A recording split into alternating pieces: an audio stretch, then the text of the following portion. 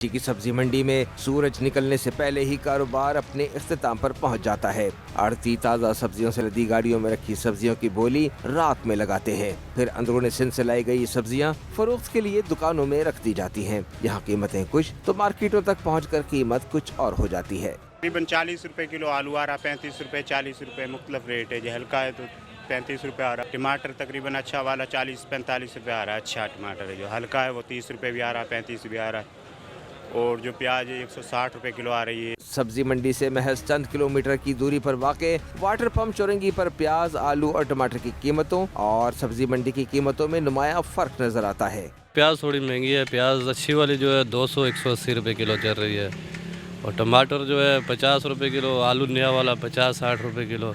Water pump चौरंगी से चंद ही kilometre की दूरी पर बंस रोड मार्केट में कीमतों में भी नुमाया फर्क देखा जा सकता है, जहां टमाटर मजीद महंगी कीमत में फरोख्त हो रहा है। टमाटर जो है भाईजान 80 रुपए किलो है, आलू जो है 60 रुपए किलो है, प्याज 200 रुपए किलो है।